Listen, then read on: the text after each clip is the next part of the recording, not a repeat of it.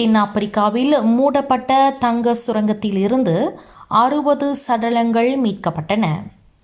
தென்னாப்பிரிக்கா ஜொகனஸ்பராவில் ஏற்கனவே மூடப்பட்டுவிட்ட தங்க சுரங்கத்திலிருந்து குறைந்தது 60 பேரின் உடல்களை அதிகாரிகள் மீட்டுள்ளனர். தரையிலிருந்து 2 கிலோமீட்டருக்கும் அதிகமான ஆழத்தில் உள்ள அச்சுரங்கத்தில் மேலும் பலர் சிக்கியிருக்கலாம் என அஞ்சப்படுகிறது. சட்டவிரோதமாக சுரங்க தொழிலில் ஈடுபடுவதை தடுக்கும் நோக்கில் ஸ்டில்ஃபோன்டைன் நகரில் அமைந்துள்ள அச்சுரங்கத்தை முற்றுகையிடும் பணி தொடங்கியது. சுரங்கத்தினுள்ளே இருப்போரை வெளியே வரவைத்து கைது செய்யும் முயற்சியாக அவர்களுக்கான தண்ணீர் உணவு விநியோகம் நிறுத்தப்பட்டது.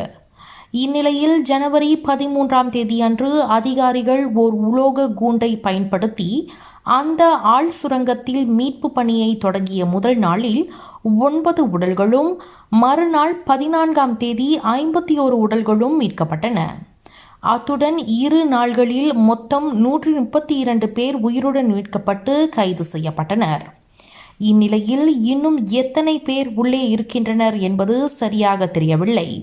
உள்ளிருப்போர் அனைவரும் எப்போது மீட்கப்பட்டு மேலே கொண்டு வரப்படுவோர் என்பதை உறுதியாக சொல்வது கடினம் என்று தென்னாப்பிரிக்க காவல்துறை அமைச்சர் சென்சோ ஹெம்ஸ்னு தெரிவித்துள்ளார்.